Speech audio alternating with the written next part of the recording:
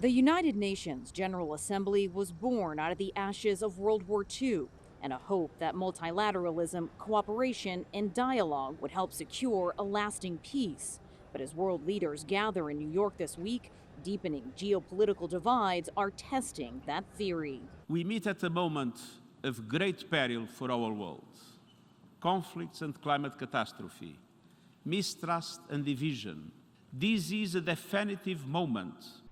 The biggest geopolitical flashpoint is the conflict in Ukraine. It's expected to dominate discussions both in public and in private.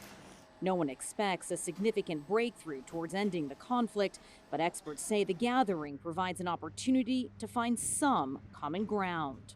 I think there will be a greater range of countries talking about the need to cooperate regarding the safety of the nuclear power plants, especially at Zaporizhzhia, the need to provide assistance to the millions of refugees that have been created by the crisis, the need to accelerate grain shipments. The 7-month conflict has unleashed a global food and energy crisis, dragging down the global economy and diverting resources away from a myriad of other challenges the world is facing. This year marks the halfway point for achieving the UN's Sustainable Development Goals, a universal call to end poverty, protect the planet, and ensure that by 2030, all people enjoy peace and prosperity. That's just 8 years away now. And you see the economy dipping and people pulling away from having the resources to put into the developing world.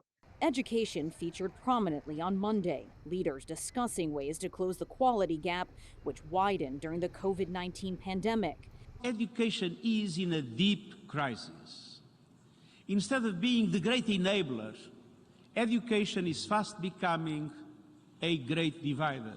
Another crisis leaders will discuss is climate change. Record temperatures and raging wildfires killed thousands this past summer and threatens to worsen instability in the years to come. It's a global problem that needs a global solution. But then when you get right down to it, and where countries have to make sacrifices, then you start to see the tensions. It's here, experts say, where China can play a leading role. Its economic prowess and close relationship with much of the developing world makes it a policy-making influencer. China has made a concerted effort in recent years to enhance its role at the UN, to be more active, and that's across a wide range of UN issues. Even though the president isn't there, it's still going to be very much consulted on the issues.